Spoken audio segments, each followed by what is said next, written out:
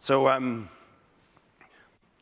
architects have to become designers of ecosystems, and not just designers of beautiful facades or like expressive sculptures, but systems of economy and ecology where we channel not only the flow of people, but also the flow of resources through our cities and buildings. And the reason for this sort of expanded role of the architect you can find in the atmosphere you can detect in this image. If you look at the faces of Brown, Merkel, Obama, especially Sarkozy, this was a picture taken at COP15, the United Nations Conference on Climate Change, 2 years ago. And as you can see, it wasn't exactly a party. It was a complete failure. All the goals that had been established weren't met. And the general discussion about sustainability was drowning in this sort of misconception that sustainability is a question of how much of our current life quality are we prepared to sacrifice in order to afford becoming sustainable. So essentially this sort of Protestant idea that it has to hurt to do good. So when we were asked to do the Danish pavilion for the Shanghai World Expo, where the subject was sustainable cities, we thought about what about a different kind of sustainability? What if sustainable cities and buildings could actually increase our quality of life? So for instance, we decided to sort of congest all of the elements of Copenhagen where the sort of sustainability of the city actually increases the enjoyment. So the pavilion is conceived as a Danish streetscape complete with the blue bicycle lanes of Copenhagen and the city bikes. Because 37% of all the Copenhageners commute by bicycle, so that means that nobody ever gets stuck in traffic. Last year there was an 11-day traffic jam in Shanghai. So some poor bastard was stuck in his vehicle for 11 days. That's like the opposite of human enjoyment, unless you're into some kind of kinky stuff. And basically in Copenhagen, our harbor water has become so clean you can swim in it. So you don't have to drive for hours to go to the sea. You can actually jump in the port downtown. So we sort of recreated this element in the pavilion, allowing the visitors to experience how clean, if not how cold, the Danish harbor water is. And finally, as a common denominator, we found out that in the Chinese public school curriculum, they have 3 fairy tales by Hans Christian Andersen, the Danish poet, including the story of the Little Mermaid. So to capture their attention, we proposed to move the mermaid to China. We had to wrestle her out of the hands of the Nationalist Party in Denmark. They tried to pass a law against moving her. So as you can see, we got her. We even got her through Chinese customs and into the pavilion. So we've been trying to sort of pursue this idea of how can sustainable architecture and urban planning actually increase our life quality. One element is to what we call architectural alchemy, that you mix traditional ingredients. We did a project called The Mountain in Copenhagen that turns a parking structure and an apartment building into a mountain of homes with gardens sitting on top of this sort of structure for cars. And this sort of idea of trying to sort of create synergy, we have been pursuing at the sort of the city limits of Copenhagen, a building called the 8 House, which is literally on the limits of Copenhagen, this sort of man versus nature moment. And what we did is that we sort of combined 2-story townhouses with gardens that sit on top of spaces for shops and offices. And this sort of synergy between the different programs doesn't only allow us to lift up the apartments with the gardens into the sun, but it also sort of allows public space or the possibility for social encounters that is traditionally restricted to occurring on the street level to actually invade the 3-dimensional space of the city. So you can say the 8 House in Copenhagen is not just a facade design or even a sculpture. It's a 3-dimensional urban condition that actually carves out spaces for social life throughout the entire sort of volume of the urban block. So you can say like these projects are all sort of conceived as essentially as projects for private developers, but somehow this sort of public involvement is a major part of them. We've sort of taken this sort of interest in public participation one step further. In the first case, we did the design for the Tallinn City Hall in Estonia. And first of all, we thought, like, rather than having the traditional dichotomy of having the public outside and the politicians inside, we lifted up the town hall, creating a public service marketplace that invades the entire ground floor of the city hall, allowing people to sort of interact with the public servants and monitor the politicians at work. The whole city hall is conceived as a public village, a village of different departments that consolidate into a single institution. And finally, the city council is located inside the tower. And basically, we gave them like a really sort of a generous space for political reflection. The ceiling is built as a giant mirror.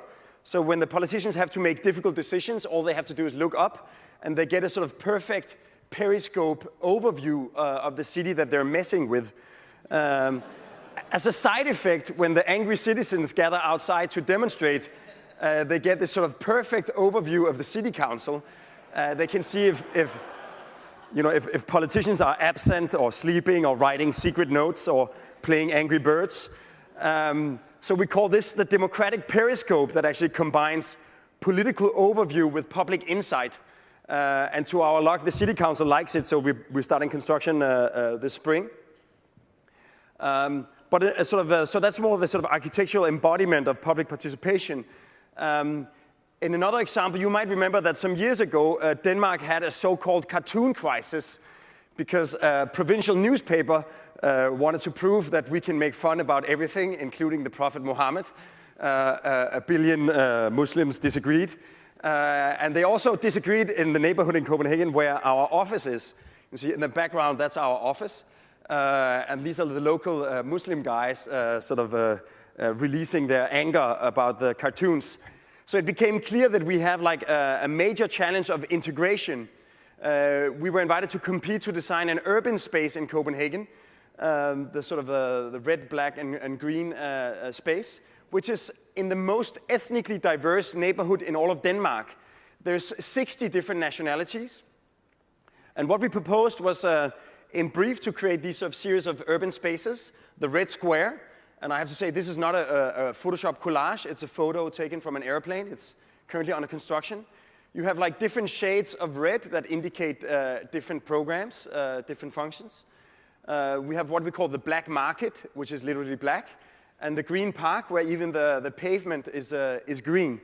But more importantly, instead of plastering this urban space with Danish design, it would be strange if the Danes had done the best bench and the best trash bin and the best lamps. So we thought to make it a sort of urban, global best practice, reaching out to the local community through the media and through a series of meetings. We asked people to nominate elements from their other home country to populate the entire urban space with things from their sort of native cultures. And the idea is that we don't eat Chinese food or Indian food to be nice to the Indians. It's not a question of political correctness. It's because sometimes we really feel like Indian food. And it's the same with the Moroccan fountain that we're now building in Copenhagen. It's not to be nice to the Moroccans. It's because Moroccans have an amazing culture for water features. So for instance, we have a mussel beach that combines elements from Los Angeles, Thailand, China, even this sort of outrageous swing from Estonia. We have a slide from Ukraine. It's actually from Chernobyl, so we had to make a copy because the original is radioactive. The sign on the red square is the actual sign from the red square. And even if you take something as everyday as a bollard from Ghana and put it in a gray Scandinavian context, it becomes this sort of incredibly exotic element. Things to sort of park the bicycles. This one from Canada, where there's a bicycle pump included. I'm surprised the Danes didn't invent this one. And because of the majority of the cultures in the area are with a Muslim background, from Israel, we chose a manhole cover, thinking that like 1 inch of steel would prevent it from ever being vandalized. And then, of course, if you look at the benches, it becomes almost like a social study. Mexican and Spanish bench, allowing you to look the people you're sitting next to right in the eyes. Belgian bench does the opposite, everybody looking away from each other. It's almost like this sort of architectural safari. Of course, we have a sort of an octopus from Japan, glass fiber for kids, a snow cannon from Sweden, bird cages from Holland. We have a litter box from Great Britain. I'm sure you can see it actually in the background, the red guy. So even the trees in the red square are red. And also in China, we actually found palm trees that naturally grow in snow. And finally, one of the main elements that makes you aware that you're actually traveling is neon signs. We hardly have any in Denmark, so we made these sculptural lamps that advertise stuff you can't buy in Denmark. This is my favorite. It's a sign of a Qatar dentist. And of course, like on the red square, an accumulation of former Soviet relics, including the Moscovite, which was one of the worst cars ever produced. So you can say, like, the idea of the sort of romantic garden of the 19th century was that when people weren't really allowed to travel, they could experience a Chinese pagoda or a Greek temple. In this case, it's almost the opposite. Rather than petrifying this sort of homogeneous image of Denmark, we're actually showing Copenhagen as the sort of multicultural area it truly has become. So this leads me to sort of the last sort of realm of projects that we are currently investigating, dealing with the infrastructure of our city as a social potential. And we started looking into this when Audi commissioned us to look at the city of the future. And you can ask yourself, like, why does Audi care about cities? They make cars. Well, essentially because right now in cities, cars are seen as the main problem. They cause congestion, they cause pollution, they cause noise. But 100 years ago, the car wasn't the big problem. The big problem was horse shit. When every horse actually drops 11 kilos of horse shit per day. 11,000 horses would die every year on the streets of London, causing biohazards. There was like thousands of tons of horse shit had to be moved away, and cities were literally drowning in horse shit. And we got saved by the car that, compared to the horse, is actually clean and safe. So sort of looking at this, like, now Audi knows that the car is the new problem, and we have to find out what to do next. So Audi is a car manufacturer, but their slogan actually talks about technology, not cars. So we thought, like, if the car is the problem, maybe we could invent a new business model for Audi that would be sort of more in tune with the current trends. But maybe this sort of commitment to technology and maybe even artificial intelligence could be the answer for Audi. Some of you might recognize HAL. So we decided to apply this sort of Kurzweilian perspective. Kurzweil's idea that Moore's law is actually part of a bigger law, this sort of constant acceleration in innovation. And if you look at the innovation in human mobility, since the invention of the wheel, we have lately experienced a lot of paradigm changes, but all of the latest innovations don't deal with what propels the vehicle, but what controls the vehicle. For the last 20 years, we've had a rise of the driverless car. In 1998, these 8 cars drove for 5,000 miles autonomously and very densely close together, because, like, when it's not a sort of a distracted human, but a very precise machine driving, it can drive much more compactly. We have the DARPA challenge, and last year Google announced that they've been driving around in San Francisco driverless. Eric Schmidt even says, like, I can't understand that people are allowed to drive cars at all.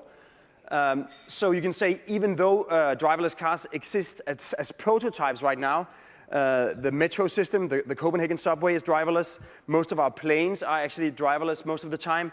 And all luxury cars have various sort of driverless elements. This slide makes no sense. But all of these cars actually incorporate something driverless. So we asked ourselves, our cities have always been shaped by the way we move around in them. The pedestrian city of Barcelona, the extension of Barcelona for horse carriages, and finally the city of the car. This is like a Los Angeles highway exchange compared to the downtown Copenhagen. So we asked ourselves, what happens when cars become pollutionless? Because like fuel cells and batteries don't emit gases. Noiseless, because when there's no combustion engine, there's no explosion and no noise. And finally, driverless. First of all, driverless cars can sort of take up much less space, liberating 2/3 of the space that is currently reserved for car traffic, allowing for a much more sort of dynamic and swarm-like way of moving around the city.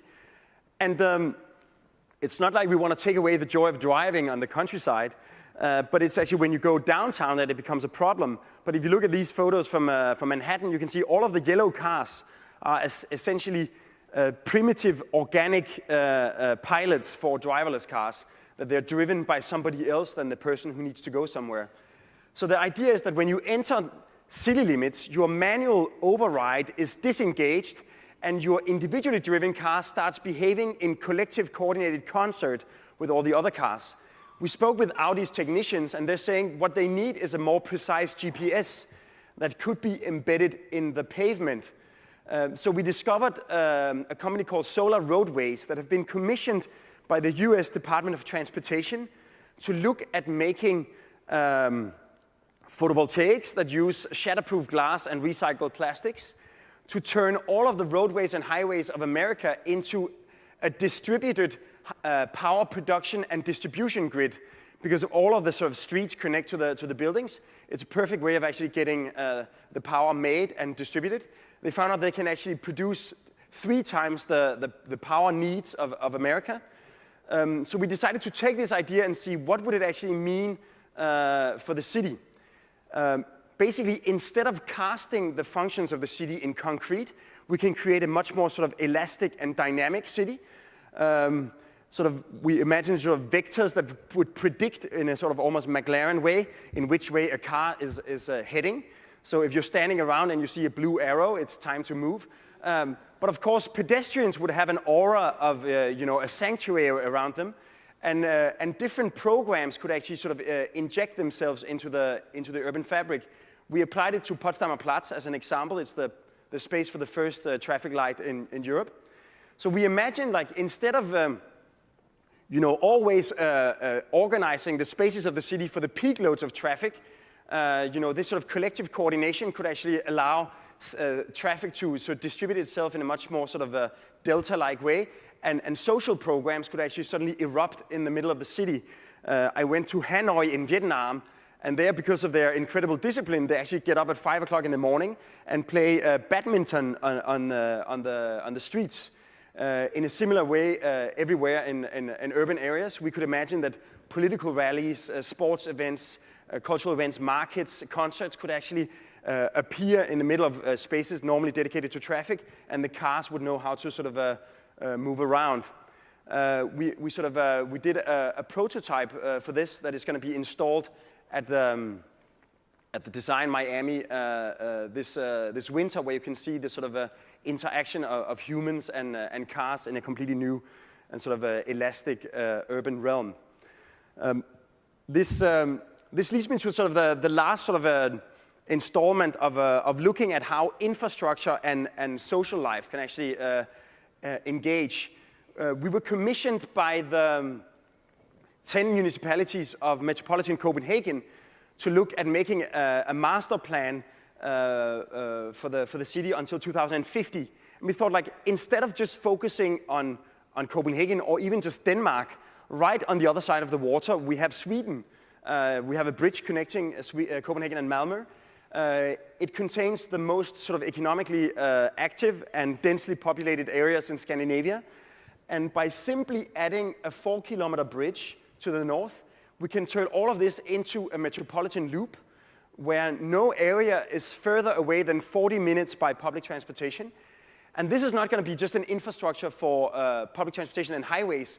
It's also going to be an infrastructure for waste management, for water management, a smart grid that combines the hydroelectricity of Sweden with the wind power of Denmark. It connects all of the most prosperous businesses in the region. And by making it a sort of a binational capital city, we also introduce pink in a flag for the first time. And it actually has exactly the same size as the San Francisco Bay Area, and in many ways is a similar region. It just spans across two countries. And we started looking at this idea that the infrastructure, the train is not isolated, it's really literally integrated with the urban space, the power grid. And because it contains not only residential, commercial, but even industrial areas, the zone of this new loop, we imagine new hybrids where the excess energy from the power production could fuel, for instance, a thermal bath.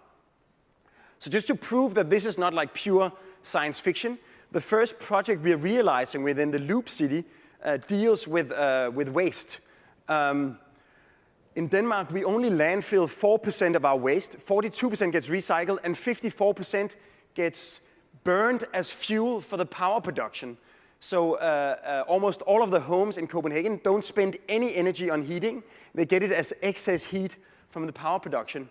And essentially, people give their trash and get it back as energy. So one bag of household trash turns into 4 hours of domestic electricity and 5 hours of heating.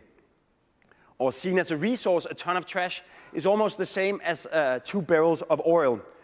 So these waste-to-energy power plants are essentially ugly boxes that block the views and cast shadows on their neighbors. So if you want to integrate them into the city, they should really be a gift to the city. So this power plant is going to be the biggest and tallest structure in all of Copenhagen. It's going to be in the middle of the city, right next to the marina, and right next to where the local guys go water skiing. So speaking of skiing, Copenhagen is cold, but flat. So we have snow, but we have no hills. So if we want to go skiing, we have to travel for hours to go to the south of Sweden. So we thought we might not have mountains, but we have mountains of trash. So why don't we install a Swedish ski resort on the roof of our power plant? So instead of just having like a traditional visitor center where school teachers drag the kids to sort of force them to hear how trash turns into energy, we installed an elevator that takes you 100 meters up in the air, where you can choose between a green, a blue, and a black ski slope. Miraculously, we won the competition based on this idea. So from 2016, you're going to have to look out for the Danish competitors in alpine skiing, because now we can actually practice. So you can say like the initial idea of trying to design cities and buildings as ecosystems almost came to completion with this project, where we sort of don't only harvest the local resources, the rainwater, the sunlight, the natural ventilation, but also together with the city of Copenhagen, we create an entire ecosystem. Lastly, this is not only going to be sort of turning waste into energy, it's also going to be doing it incredibly clean. It's going to be the cleanest power plant in the world. Smoke coming out of the chimney is completely non-toxic, but it still contains CO2. So as a sort of last idea, we sort of designed the chimney so that it accumulates CO2, 100 kilos, and when there's 100 kilos, it puffs a gigantic smoke ring. So of course, we see it as an artistic expression of hedonistic sustainability, turning what used to be a problem, the chimney, the pollution, is now something playful that puffs smoke rings. But more importantly, one of the main drivers of behavioral change is knowledge, that if people don't know, they can't act. And when my nephews ask me, what is a ton of CO2, I have to confess, I really don't know. Now I can say all they have to do is count smoke rings. And when they've counted 10 of them, we have just emitted exactly 1 ton of CO2. So, you know, the waste-to-energy power plant is not just sort of economically and ecologically sustainable that it turns waste into energy. It's also socially sustainable that it turns a power plant into a public park where we can even ski on the roof in the winter. So sort of a close off, I normally get the sort of the objection that this only works in sort of semi-socialist Scandinavia. But recently we were invited to look at Manhattan, the sort of the capital of capitalism, I guess, to look at a project on the West Side waterfront. In the middle of Hell's Kitchen, surrounded by actually an energy power plant and a waste management facility, not combined though. And we thought that maybe what would be interesting after spending like 10 years trying to escape the tyranny of the sort of European courtyard We actually thought that in Manhattan, the European courtyard on the left or on the right is almost at the architectural scale what Central Park is at an urban scale, like an urban oasis surrounded by a dense human habitat. So the big question was like, what happens when you combine the American skyscraper with the European courtyard? Or what would a court scraper look like? Well, basically, to give it the density of Manhattan, we have to sort of increase the northeast corner to 460 feet, but making it asymmetrical, allowing daylight to actually reach all the way into the courtyard. It reveals that the rejuvenation of the waterfront of Manhattan is starting to sort of invade the city fabric itself. And finally, this November, we're breaking ground on this project. So you can see that some of the ideas that we've sort of been developing in Copenhagen are starting to sort of invade America. To the narrow, but I'll be hood forever. I'm the new Sinatra, and since I made it here, I can make it anywhere. Yeah, they love me everywhere. I used to cop in Harlem, all of my Dominicanos right there up on Broadway. Pulled me back to that McDonald's, took it to my stash spot, 560 State Street. Catch me in the kitchen like a Simmons whipping pastry. Statue of Liberty, long live the World Trade, long live the King, yo. I'm from the Empire State.